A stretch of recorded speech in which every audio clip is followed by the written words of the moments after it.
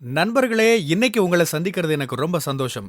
இந்த தளத்துக்கு நீங்க வந்ததுக்கு நன்றி. உங்களுக்காக ஆண்டவர் நெறைய விஷயங்கள வச்சிருக்கிறாருன்றத உங்ககிட்ட பகிர்ந்துக்க நான் விரும்புறேன்.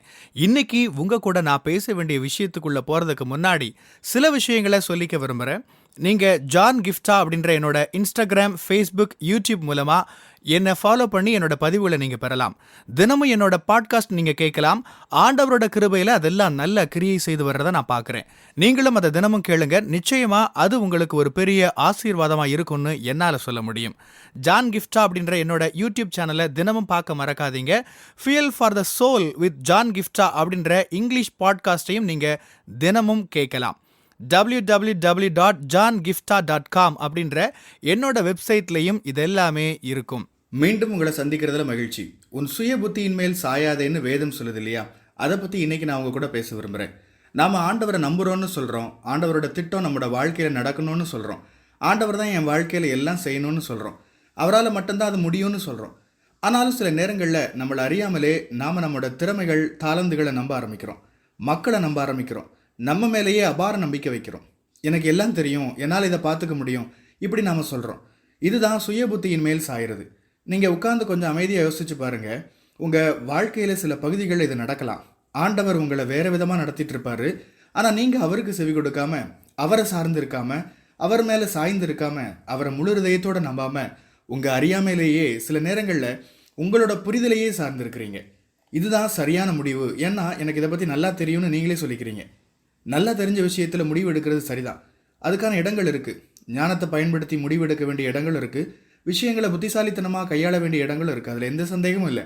ஆனால் அதே சமயம் சில நேரங்களில் ஆண்டவர் உங்களை ஒரு குறிப்பிட்ட திசையில் நடத்திட்டு போகிறாருன்னா, அந்த சமயத்தில் நீங்கள் உங்களையே நம்புறதை விட்டுட்டு அதை நிறுத்திட்டு முழுசுமாக அவரை சார்ந்திருக்கணும். உங்களோட சுய புத்தி மேலே சாயறதை நிறுத்திட்டு முழுசுமாக அவரை நம்புகிற ஒரு இடத்துக்கு நீங்கள் வந்துட்டீங்களா? உங்களை நீங்களே இந்த கேள்வியை கேட்டுக்கோங்க. இதுதான் சரியான வழி, இதுதான் சரியான வியூகம், எனக்கு இதில் அனுபவம் இருக்குது, எனக்கு நிறைய ஞானம் இருக்குது, நான் இந்த மாதிரியான பெரிய நிறுவனத்தில் படிச்சிருக்கேனாக்கும், நான் நிறைய கற்றுட்ருக்கேன், எனக்கு நிறைய விஷயங்கள் தெரியும், எவ்வளோ காலமாக அதில் இருக்கிறது தெரியுமா, எனக்கு எல்லாம் தெரியும். இப்படி எனக்கு எல்லாம் தெரியும் அப்படின்ற ஒரு நினைப்பில் நீங்கள் நடக்க ஆரம்பித்ததுமே நீங்கள் எல்லாத்தையும் இழக்க ஆரம்பிச்சிட்டிங்கன்னு அர்த்தம். உங்களை நீங்கள் தாழ்மைப்படுத்த கற்றுக்கணும். என்னோட இருதயத்திலேருந்து நான் பேசுகிறேன். இதை நான் பேசிகிட்டு இருக்கிற இந்த நாளில் காலையில் கூட நான் ஜெபம் பண்ணிகிட்டு இருந்தப்ப, ஆண்டவரே, பரிசுத்த ஆவியானவரே, எனக்கு எப்படி ஜெபம் பண்ணணும்னு தெரில, என்னை சரி பண்ணுங்க, ஜெபம் பண்ண வழி நடத்துங்க, இப்படித்தான் நான் ஆரம்பித்தேன். இப்படிப்பட்ட ஒரு தாழ்மை நம்ம எல்லாருக்குமே இருக்கணும். ஜெபத்தில் கூட அப்படிப்பட்ட தாழ்மை இருக்கணும். நான் எவ்வளவு காலமாக ஜெபம் பண்ணுறேன் தெரியுமா? ஜெபங்கள் மூலமாக எவ்வளவு விஷயங்களை என் வாழ்க்கையில் நான் அனுபவிச்சிருக்கேன் தெரியுமா? ஜெபங்கள் மூலமாக பெரிய பெரிய காரியங்கள் என் வாழ்க்கையில் நடந்திருக்கு. இப்படியான அனுபவங்கள் நமக்கு இருந்தாலும் கூட ஜெபத்தில் தாழ்மையான இருதயம் நமக்கு இருக்கணும். ஆண்டவரே, எனக்கு இது தெரியாது, நான் உங்களை சார்ந்திருக்கிறேன், பரிசுத்த ஆவியானவரே, நீங்கள் எனக்கு உதவி செய்யுங்க, நீங்கள் எனக்கு கற்றுக் கொடுங்க, நீங்கள் என்னை நடத்துங்க, நீங்கள் என்ன சரி பண்ணுங்க, இப்படி அவரை சார்ந்திருக்கணும். ஆண்டவர் மேலே நம்மளோட நம்பிக்கை வைக்கிறப்ப உங்கள் வாழ்க்கையில் இதுவரை நீங்கள் சந்திக்காத நன்மையின் எல்லைகளை பார்ப்பீங்க. நான் சொல்கிறது உங்களுக்கு புரியுதா?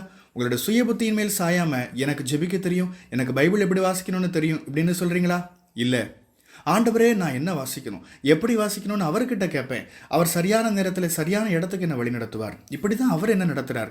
நான் பேசணும்னு நினச்சாலும் ஆண்டவர்கிட்ட கேட்பேன். ஆண்டவரே, நான் எதை பற்றி பேசணும், நான் எதை பற்றி ஜனங்களுக்கு போதிக்கணும், எதை அவங்களுக்கு சொல்லிக் கொடுக்கணும்னு கேட்பேன். ஆண்டவர் சரியான விஷயங்களுக்கு சரியான நேரங்கள் என்னை நடத்துவார்.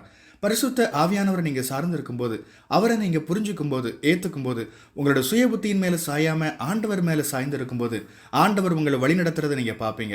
அவர் உங்களை நடத்துறதை நீங்கள் பார்ப்பீங்க. அவர் நம்பத்தக்க ஆண்டவர். அவர் ஜெபத்தை கேட்கிற, ஜெபத்துக்கு பதில் தருகிற ஆண்டவர்.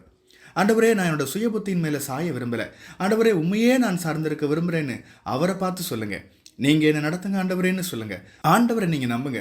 ஆண்டவரே, எனக்கு ஜெபிக்க தெரியல, ஆண்டவரே, எனக்கு இதை எப்படி செய்யணும்னு தெரியல, இதை எப்படி செய்யணும்னு எனக்கு தெரியவே இல்லை, நீங்கள் எனக்கு கற்றுக் கொடுங்கன்னு அவரை நீங்கள் சார்ந்திருக்கிறப்ப, உங்களை நீங்கள் அவருக்கு முன்னாடி தாழ்த்துறப்ப, நீங்கள் கற்பனையே செஞ்சுருக்க முடியாத உயரங்களுக்கு ஆண்டவர் உங்களை நடத்தி கொண்டு போகிறத நீங்கள் பார்ப்பீங்க. ஆமென்.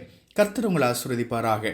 உங்களுடைய பகுதிகளில் பிரசங்கிக்க என்னை அழைக்க நீங்கள் விரும்பினா டிஸ்கிரிப்ஷனில் இருக்கிற இமெயில் மூலமாக என்ன நீங்கள் தொடர்பு கொள்ளலாம். பிரியமானவங்களே, இந்த செய்தி மூலமாக நீங்கள் உற்சாகம் அடைஞ்சிருப்பீங்க, ஆசீர்வதிக்கப்பட்டிருப்பீங்கன்னு விசுவாசிக்கிறேன். திரும்பவும் ஞாபகப்படுத்துகிறேன், நீங்கள் ஜான் கிஃப்டா அப்படின்ற என்னோட Instagram, Facebook, YouTube மூலமாக என்னை ஃபாலோ பண்ணி என்னோட பதிவுகளை பெறலாம்.